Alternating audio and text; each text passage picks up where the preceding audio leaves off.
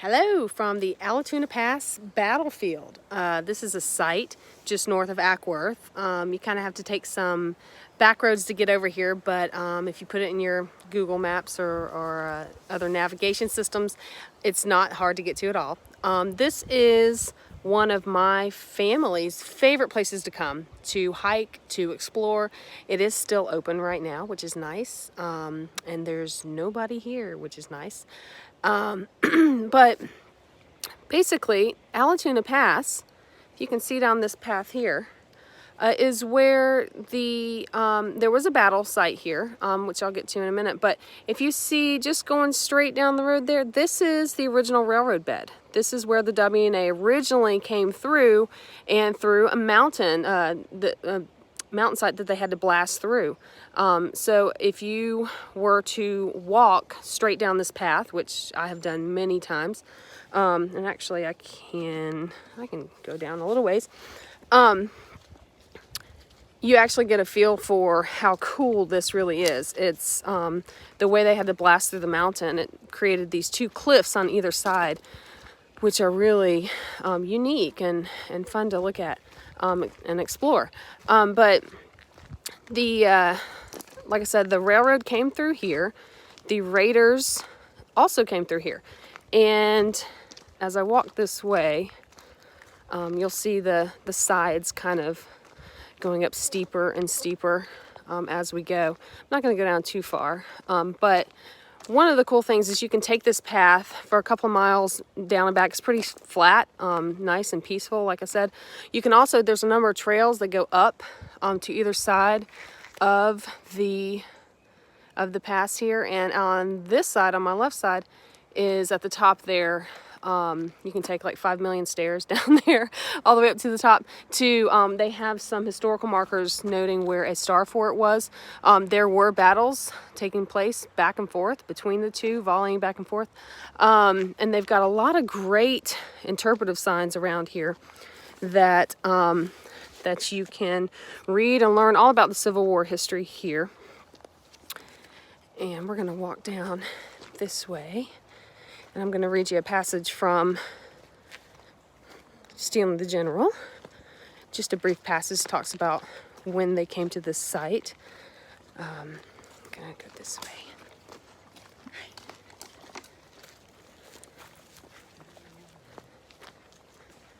It's just so peaceful here. Even on days when it's more crowded, people are more getting out of their house more often, it's still really peaceful and usually not too packed, much less so than Kennesaw Mountain.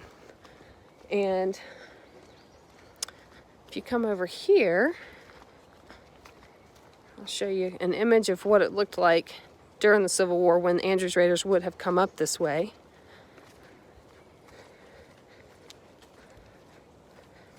So here's one of the interpretive signs here. Tennessee Wagon Road is one of the original roads that came through this area. But if you look at this picture here, so I was standing just now right about there. We walked in just a little ways. Obviously, you know, they had cleared the area out with the soldiers had all cleared the area out. The forts would have been, there's up here, and then there would have been some troops over there. But this house, this Clayton House right there, is pretty cool because look at that. It's still standing right there. It's privately owned, so we can't go over there, but it's really cool. This, you can see there were a couple other buildings. There was a house up there that's no longer there, but it was kind of a little community over here. And let me read to you. Get this going. Oh, of course, I just lost my spot. Okay, I'm gonna walk over here to find my spot so I can put my book down. This is why I need a co-pilot. Nobody from the office wanted to come with me.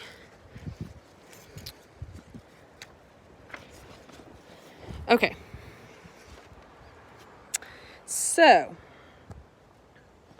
let's look here at the pass as we talk.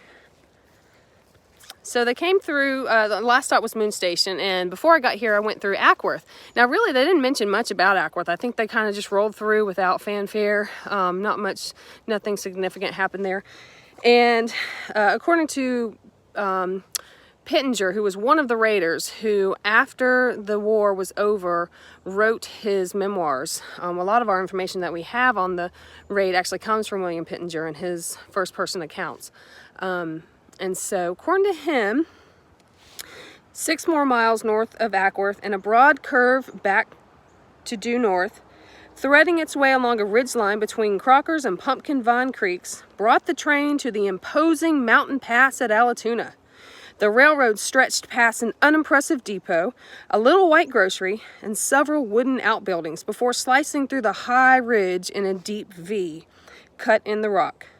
2 years later, Sherman would take one look at this formidable position and immediately decide to outflank rather than attack the place. Alf Wilson would recall a small station engine standing on the siding at Allatoona, its crew eyeing the general and its boxcar suspiciously as it rolled through the gap without stopping. And just north of here, I believe, is where so shortly after Allatoona, he called another halt and the men disembarked to again cut the wire, and this time to pry up a rail from the tracks. This turned out to be a tall order. In what Southerners would later point out as a prime example of Yankee foresight and planning, the Union soldiers on the brilliant secret mission to destroy the Western and Atlantic Railroad had brought no equipment whatsoever with which to tear up the railroad track. The raiders lacked pinch bars, hammers, or any other tools for pulling spikes and had to make do with their borrowed crowbar, wooden cross ties, and their bared hands. Several men lined up to work at a single rail. They pulled, pried, battered, and bent the rail, taking more than a few minutes to loosen it from the ties and yank it free. The effort, Pittenger later admitted, was far from easy, and he thought that it required no prophet to foretell that if we did not procure better tools, rail lifting would have to be used very sparingly in our program. Despite the difficulty, however, the resulting break in the road made the raiders feel even more secure in themselves and confident in their future prospects. The gap they created would present a barrier to pursuing trains, as absolute as a burnt bridge, Pittenger believed. The feeling of security after such obstruction was very delightful and not unwarranted. So, they were feeling pretty confident at this point. They broke up the track. And they're still being pursued at this point. Fuller is still on the push cart, I believe, but we'll soon come across another train, which I am going to go to our next stop, which would be Cooper's Furnace, which was near the town of Etowah. One other thing I wanted to show you guys while I'm here, just because it's just a cool place to come if you get a chance to get out when we're all set free. You walk up here. If you walk up this way, there's a neat little monument area down here with a variety of monuments to each of the states who participated in battles here. Units, there's Illinois, Iowa, Texas, Missouri, North Carolina, Minnesota, variety of others, without walking down there all the way. But then also, we're going to walk around here.